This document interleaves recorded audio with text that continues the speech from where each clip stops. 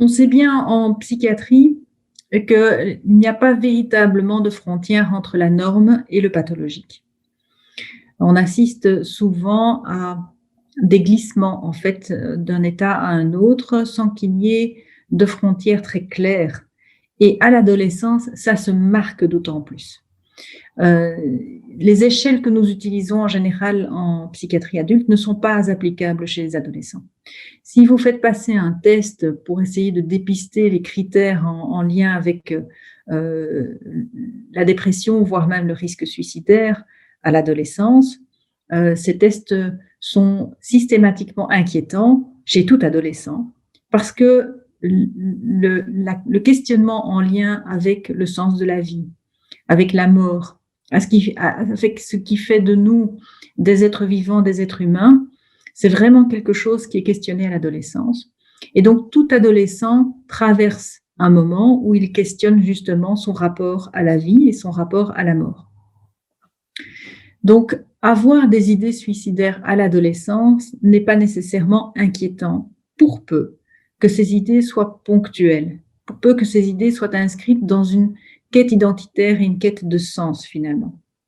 Si ces idées se font maintenant plus fréquentes, insistantes, qu'elles arrivent non pas comme étant un support d'un questionnement, mais comme étant plutôt une solution par rapport à une perte de sens, par rapport au fait qu'un adolescent ne trouve pas de réponse, ne trouve pas de piste, ou en plus de ça est dans une situation de souffrance où finalement la mort apparaît comme étant une délivrance, comme étant une réponse à une souffrance dont il ne trouve pas le moyen d'échapper.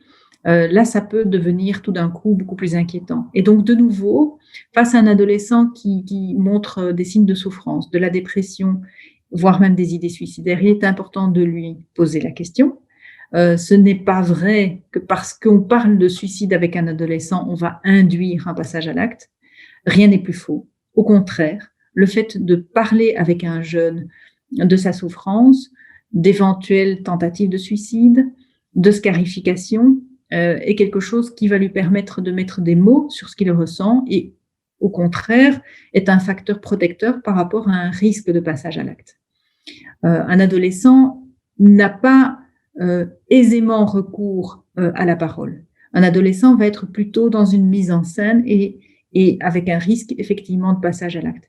Et donc, lui permettre de mettre des mots sur ce qui l'angoisse, sur ce qui le préoccupe, sur ce qu'il a déjà éventuellement pu faire dans les semaines ou les années qui précèdent, est plutôt de l'ordre de la délivrance et rejoint le fait qu'il a besoin d'être soutenu pour penser, pour élaborer, pour mettre du sens et pour mettre tout ça en mots.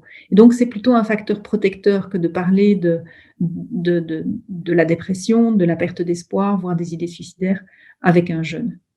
Maintenant, c'est clair que si ce jeune vous fait part du fait que vraiment il n'en peut plus, que la souffrance est quotidienne, que les idées suicidaires se font extrêmement insistantes, qu'il a déjà envisager comment se suicider ou qu'il est déjà passé à l'acte et qu'il songe réitérer cet acte et qu'il sait comment il va faire et ce qu'il a en tête, là, ça devient effectivement préoccupant. Là, il est important de consulter et de faire appel à des professionnels de la santé mentale.